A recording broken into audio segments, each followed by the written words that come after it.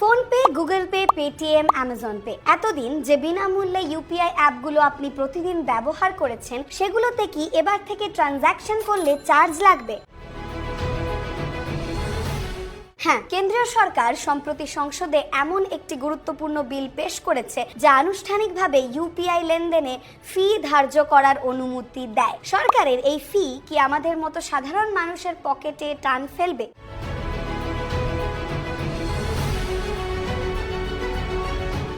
এতদিন পুরোপুরি ফ্রি থাকা ইউপিআই পেমেন্টে হঠাৎ কেন্দ্রীয় সরকার কেন এমন সিদ্ধান্ত নিচ্ছে? এর আসল হিসেবটাই বা আসলে কি? এই বিল পাশ হলে মার্কেটে এর সরাসরি কি প্রভাব পড়বে? এই সব প্রশ্নের সম্পূর্ণ উত্তর জানতে পারবেন এই ভিডিওতে, তাই ভিডিওটি স্কিপ না করে শেষ পর্যন্ত। সকালে চায়ের দোকান থেকে শুরু করে শপিং মল, মুদি দোকান কিংবা ইলেকট্রনিক শোরুম, এখন প্রায় সব জায়গাতেই নিত্য প্রয়োজনীয় কাজের জন্য আমরা মোবাইল বের করে কিউআর কোড স্ক্যান করে ইউপিআই এর মাধ্যমে পেমেন্ট করি। কিন্তু একবার ভেবে দেখুন, আপনি প্রতিদিন যে ফ্রি ইউপিআই সার্ভিস ব্যবহার করেছেন তাতে কি খুব শীঘ্রই ব্রেক লাগতে চলেছে? আপনি যখন স্ক্যান করে পেমেন্ট করবেন তখন কি আপনাকে বা দোকানদারকে ফি দিতে হবে? হ্যাঁ, এই নতুন বিলে কি বলা হয়েছে, এর ফলে ইউপিআই অ্যাপগুলোর কত টাকা লাভ হবে, আর শেষ পর্যন্ত এই ফির বোঝা কি আপনার আর আমার মতো সাধারণ গ্রাহকদের ওপরেই এসে পড়বে? আসুন এই ভিডিওতে পুরো তথ্যটি বিস্তারিত জেনে নেওয়া যাক। এই ভিডিওটি অবশ্যই শেষ পর্যন্ত দেখবেন। নতুন বিলটি বোঝার আগে একবার দেখে নেওয়া যাক ইউপিআই আজ ভারতের অর্থনীতিতে কত বড় জায়গা দখল করে ফেলেছে। কারণ ইউপিআই যত বড় হয়েছে, এই সিদ্ধান্তের প্রস্তাবও ততই বেশি হতে চলেছে। 30শে জুন পর্যন্ত পাওয়া তথ্য অনুযায়ী দেশে ইউপিআই ব্যবহারকারীর সংখ্যা প্রায় 55.49 কোটি। এবার দেখুন, গত কয়েক বছরে ইউপিআই লেনদেন কিভাবে দ্রুত বেড়েছে। 2021 থেকে 2022 ফাইন্যান্সিয়াল ইয়ারে মোট 4.596 কোটি টাকার লেনদেন হয়েছিল, যার মোট মূল্য ছিল 84.16 লক্ষ কোটি। 2022 থেকে 2023 সালে তা বেড়ে দাঁড়ায় 8,371 কোটি লেনদেন, মোট মূল্য 139.15 লক্ষ কোটি টাকা। লাস্ট ইয়ার অর্থাৎ 2025 থেকে 26 ফাইন্যান্সিয়াল ইয়ারে ইউপিআই এর মাধ্যমে লেনদেন হয়েছে প্রায় 24.162 কোটি টাকার লেনদেন, যার মোট মূল্য পৌঁছে গেছে 314.23 লক্ষ কোটি টাকায়। এই পরিসংখ্যান থেকেই বোঝা যায় ইউপিআই এখন শুধু একটি পেমেন্ট ব্যবস্থা নয়, বরং ভারতের ডিজিটাল অর্থনীতির অন্যতম বড় ভিত্তি হয়ে উঠেছে। তাই এর নিয়মে সামান্য পরিবর্তনও কোটি কোটি মানুষের ওপর প্রভাব ফেলতে পারে। এবার আসা যাক সেই গুরুত্বপূর্ণ প্রশ্ন, হঠাৎ করে কেন্দ্র সরকার এমন একটি বিল আনলো কেন? সেটি অ্যানালিসিস করে দেখে নেওয়া যাক। আসলে গত কয়েক বছরে দেশে ডিজিটাল পেমেন্ট, বিশেষ করে ইউপিআই এর ব্যবহার এতটাই বেড়েছে যে পরিষেবার সঙ্গে যুক্ত অনেক সংস্থা এবং শিল্পমহল বা ইন্ডাস্ট্রি দীর্ঘদিন ধরেই বলছিল ইউপিআই এর মাধ্যমে এত বিপুল পরিমাণ লেনদেন হলেও সেখানে কোনো ধরনের চার্জ নেওয়ার সুযোগ না থাকায়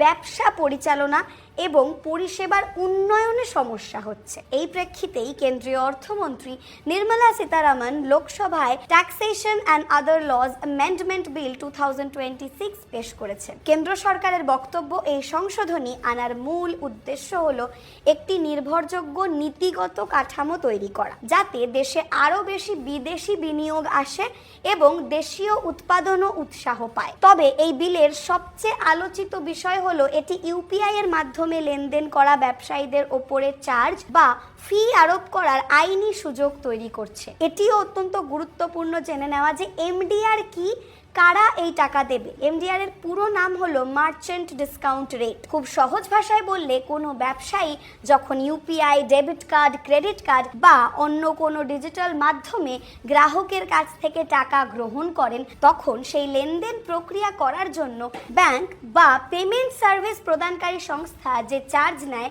সেটিকে বলা হয় মার্চেন্ট ডিসকাউন্ট রেট বা এমডিআর। অর্থাৎ এই চার্জ সরাসরি সাধারণ গ্রাহকের কাছ থেকে নেওয়া হয় না, এটি মূলত ব্যবসায়ীকেই দিতে হয়। উদাহরণ হিসেবে ধরুন, আপনি কোনো দোকান থেকে 5,000 টাকার জিনিস কিনলেন এবং ইউপিআইতে টাকা দিলেন। যদি সেই লেনদেনের ওপর এমডিআর প্রযোজ্য হয়, তাহলে নির্দিষ্ট হারে সেই চার্জ ব্যবসায়ীর কাছ থেকে কেটে নেওয়া হতে পারে। অর্থাৎ আপনি 5,000 টাকা পাঠালেও দোকানদারের অ্যাকাউন্টে এমডিআর কেটে কিছুটা কম টাকা ঢুকতে পারে। তবে মনে রাখবেন, এই মুহূর্তে ইউপিআই লেনদেনের ক্ষেত্রে এমন কোনো এমডিআর কার্যকর নয়। নতুন বিলটি কেবল ভবিষ্যতে সরকার চাইলে সেই সুযোগ তৈরি করছে। এবার প্রশ্ন হচ্ছে, এতদিন এই আইন কি বলতো? নতুন সংশোধনীতে ঠিক কি পরিবর্তন আনা হচ্ছে? চলুন সেটাই এবার বিস্তারিত জেনে নেওয়া যাক। ভারতের ডিজিটাল পেমেন্ট ব্যবস্থাকে নিয়ন্ত্রণ করার জন্য payment and settlement systems act 2007 নামে একটি আইন রয়েছে। এবার সেই আইনের সংশোধন আনার প্রস্তাব দিয়েছে কেন্দ্র সরকার। এতদিন পর্যন্ত এই আইনের সেকশন 10A অনুযায়ী সরকার যেসব ডিজিটাল পেমেন্ট পদ্ধতিকে নির্দিষ্ট করেছে, সেগুলির মাধ্যমে টাকা পাঠানো বা গ্রহণ করার ক্ষেত্রে কোনো ব্যাংক বা পেমেন্ট সার্ভিস প্রদানকারী সংস্থা সরাসরি বা পরোক্ষভাবে এমডিআর বা অন্য কোনো চার্জ নিতে পারত না।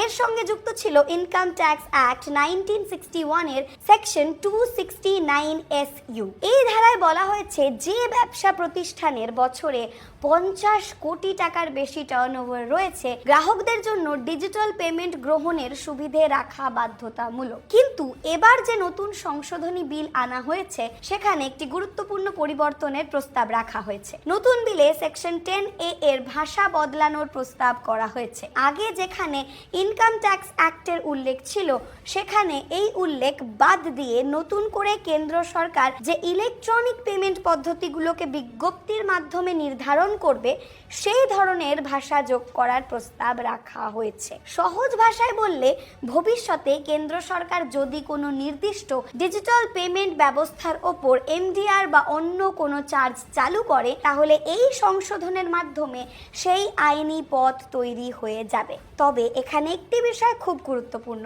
শুধু বিল সংসদে পেশ হয়েছে বলেই কাল থেকে ইউপিআইতে চার্জ কাটা শুরু হবে এমনটা নয়। সরকার আলাদা করে সরকারি গ্যাজেট বিজ্ঞপ্তি বা নোটিফিকেশন জারি না করা পর্যন্ত ব্যাংক বা ইউপিআই পরিষেবা প্রদানকারী সংস্থাগুলি কোনো নতুন এমডিআর বা চার্জ আরোপ করতে পারবে না। অর্থাৎ এই মুহূর্তে সাধারণ মানুষ বা ব্যবসায়ীদের জন্য কোনো নতুন ইউপিআই চার্জ কার্যকর হয়নি, তবে ভবিষ্যতে হবে বলে এই বিল পেশ করা হয়েছে। তাহলে কত চার্জ বসতে পারে? এটি একটি বড় প্রশ্ন, সবাই এখন ভাবছেন। সূত্রের দাবি, 2000-এর বেশি মূল্যের ইউপিআই লেনদেনের ওপর 0.3% থেকে 0.5% পর্যন্ত এমডিআর আরোপের বিষয়টি বিবেচনা করা হচ্ছে। যদিও এখনো সরকার কোনো চূড়ান্ত হার ঘোষণা করেননি, তবে এই সম্ভাব্য হার নিয়েই আলোচনা চলছে। বিশেষজ্ঞদের একাংশের মতে, যদি এই হারে এমডিআর চালু হয়, তাহলে Paytm, Google pay, pine labs সহ বিভিন্ন ডিজিটাল পেমেন্ট সংস্থার আয়ে উল্লেখযোগ্য বৃদ্ধি হতে পারে। আরও একটি গুরুত্বপূর্ণ বিষয় হলো,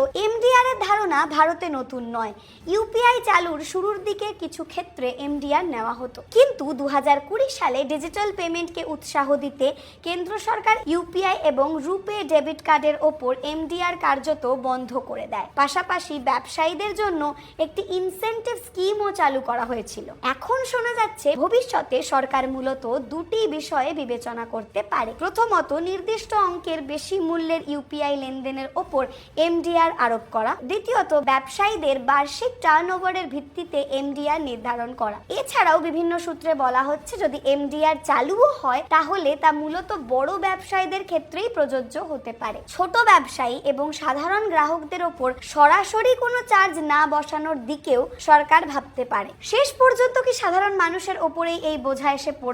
এই প্রশ্নই আমাদের সকলের মনে চলছে। কেন্দ্র সরকার বলেছে, যদি ভবিষ্যতে এমডিআর চালু হয়, তাহলে সেই চার্জ সরাসরি সাধারণ গ্রাহকদের ওপর চাপানো হবে না। কিন্তু বাস্তবে কি সত্যি তাই হবে? এখানেই শুরু হচ্ছে আসল আলোচনা। আপনারা নিশ্চয়ই অনেকে দেখেছেন, আজও কিছু দোকানে ক্রেডিট কার্ড বা ডেবিট কার্ডে পেমেন্ট করলে অতিরিক্ত চার্জ নেওয়া হয়। আবার কোথাও কোথাও দোকানদার বলেন, কার্ডে পেমেন্ট করলে আমাদের চার্জ দিতে হয়, তাই ক্যাশে পেমেন্ট করুন। ঠিক এই কারণেই অনেক বিশেষজ্ঞের আশঙ্কা, ভবিষ্যতে ভবিষ্যতে যদি ইউপিআই এর ওপর এমডিআর চালু হয় এবং ব্যবসায়ীদের সেই চার্জ দিতে হয়, তাহলে কিছু ব্যবসায়ী সেই অতিরিক্ত খরচ পরোক্ষভাবে গ্রাহকদের ওপর চাপিয়ে দিতে পারেন। কিন্তু এটা কিভাবে হতে পারে? ধরুন আগে কোনো জিনিসে 5% ছাড় দেওয়া হতো, কিন্তু ব্যবসায়ীর যদি অতিরিক্ত এমডিআর দিতে হয় তাহলে সেই ছাড় কমিয়ে দিতে পারেন। আবার কোনো কোনো ক্ষেত্রে জিনিসের দাম সামান্য বাড়িয়ে সেই খরচ পুষিয়ে নেওয়ারও চেষ্টা হতে পারে। অর্থাৎ চার্জ সরাসরি আপনার কাছ থেকে নেওয়া না হলেও তার প্রভাব পরোক্ষভাবে আপনার ওপর পড়ার সম্ভাবনা কিন্তু রয়েছে। আরেকটি বিষয় নিয়েও আলোচনা হচ্ছে, যদি বড় অঙ্কের ইউপিআই লেনদেনে ব্যবসায়ীদের অতিরিক্ত খরচ বহন করতে হয় তাহলে কিছু মানুষ আবার নগদ লেনদেনের দিকেও ফিরে যেতে পারেন। কিন্তু গত কয়েক বছরে ডিজিটাল পেমেন্ট জনপ্রিয় হওয়ার সঙ্গে সঙ্গে অনেক জায়গায় এটিএম এর সংখ্যাও কমেছে, বা এটিএম থাকলেও সেগুলি সক্রিয় বা অ্যাক্টিভ নয়। ফলে যদি নগদ লেনদেন আবার বাড়তে শুরু করে তাহলে অনেক এলাকায় মানুষকে নগদ টাকার জন্য ব্যাংক বা এটিএম এর ওপর আরো বেশি নির্ভর করতে হতে পারে, এমন মতো বিভিন্ন মহলে উঠে আসছে। তবে সব মিলিয়ে একটা বিষয়ে ধারণা করা যায়, যদি এই এক্সট্রা চার্জ লাগু হয় সেক্ষেত্রে কিন্তু জিনিসপত্রের দাম বাড়ার একটা সম্ভাবনা থেকেই যায়, একাধিক আর্থিক বিশেষজ্ঞরা মনে করছেন। এবার আমি আপনাদের মতামত জানতে চাই যে এই চার্জ বৃদ্ধি নিয়ে আপনাদের কি মত রয়েছে। কি মনে হয়, যদি ভবিষ্যতে ইউপিআই লেনদেনে ব্যবসায়ীদের এমডিআর দিতে হয় তাহলে কি তার প্রভাব আপনাদের ওপর পড়বে, এবং এই নিয়ম কি ডিজিটাল পেমেন্ট ব্যবস্থার উন্নতিতে কোনো সাহায্য করবে, নাকি এটি কেবলমাত্র দাম বৃদ্ধি পর্যন্তই আটকে থাকবে? কমেন্ট করে আপনাদের মতামত অবশ্যই জানাবেন, কারণ at the end of the day সাধারণ মানুষদের যে কোনো ফাইন্যান্সিয়াল উপকার দেওয়াই আমাদের মূল লক্ষ্য। এবং শুধু সাধারণ মানুষ নয়, ব্যবসায়ীরাও কি ভাবছেন এই নিয়ে, যদি আপনাদেরকে এক্সট্রা চার্জ দিতে হয় সেটিও অবশ্যই কমেন্টে জানাবেন, এবং কোনো প্রশ্ন বা ডাউট থাকলে সেটিও জানাবেন, আমরা যথাযথ উত্তর দেওয়ার চেষ্টা করব।